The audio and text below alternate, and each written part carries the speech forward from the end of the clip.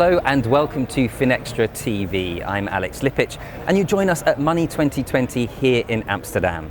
And I'm very pleased indeed to be joined by Galina Kirsten of Deutsche Bank and Asya Karakush of SumUp. Thank you both so much for giving up your time to speak with us. Galina, I'm going to come to you first if I may.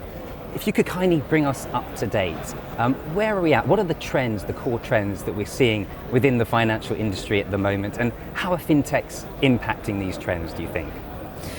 Yes, so there are many trends, of course, going on all at the same time, many mega trends. I would like just to pick out two.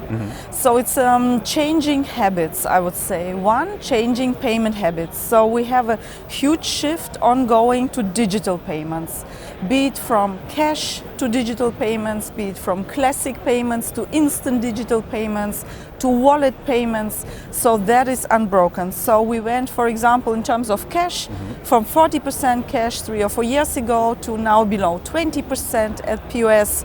Or in terms of digital spend, I mean, more than 1/3 of all purchases are done online. So that's a real mega trend where fintechs are leading the innovation, also I must say. And yeah, it's a pleasure to see a lot happening there.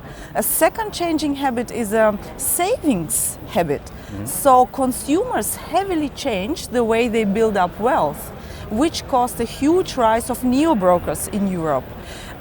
You might not maybe are surprised when we look at consumers building up wealth. In the US, for example, 65% of people invest in capital markets. In Europe, it's only 20%, so we have a big way to go. And that's a huge trend currently, that more and more consumers join big investment neo-broker platforms. These are just two to pick up. There is, of course, open banking, AI, and all the other great stuff, but these are the two I'd like to mention. Thank you so much for identifying those key trends for us. Really interesting insight.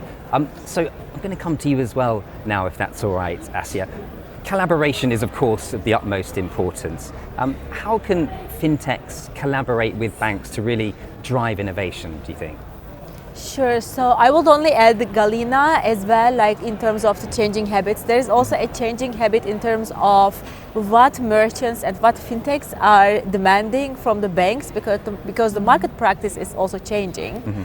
For example, our needs as a fintech and as a payment acceptance company compared to 3 years ago is way different now. For example, now we can observe that in some markets in Europe, especially in the UK, and if we look at globally, for example, especially in APAC and in well-developed countries, everything is moving to instant. From transactions taking days to be received by the end consumer. Now it's either the same day, instant, if not instant, same day. T+1, for example, receiving the settlements the day after was a big thing years ago. Now it's not. So companies are inventing new ways, like wallets, like bank accounts, or like weekend transactions, as we do with Deutsche Bank now, to be able to serve instantly. And for example, this is something we have been doing with, and recently started doing with Deutsche Bank, to enable instant transactions for our merchants, near instant payouts, 7 days a week, including weekends, which we even didn't think of in the past years.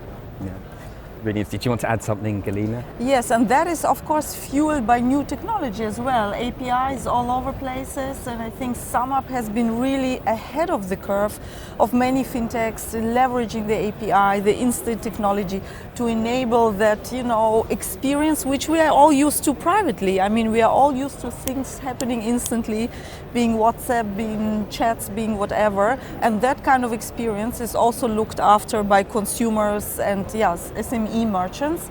And this is, I'm very pleased that API and the instant payment schemes are making this possible. So what do you think, I guess this is open to the floor, I might come to you as well, Galina, on it. What do you think is most important to the consumer and to the merchant as well? And how can, fintechs really support this process? Yes, so I think I'm since over 12 years in fintechs and payments, and there's been a huge development. And although, yeah, payments is such an exciting space, for consumer, it's really payments being invisible. You don't even want to notice you are paying. It's concentrating on the platform, on the experience, be it shopping, be it investing, be it paying, whatever you're doing, it is supposed to be seamless, automated, on the go, you just facial recognition, so all of that, the automation, offering you the right payment mix, that is, I think, what the consumers are looking for. And also more and more the power of platforms, the power of super networks, where we as Deutsche Bank, of course, as a global player, are enabling and are behind many of those fintechs platforms, to make that seamless experience live. Sure.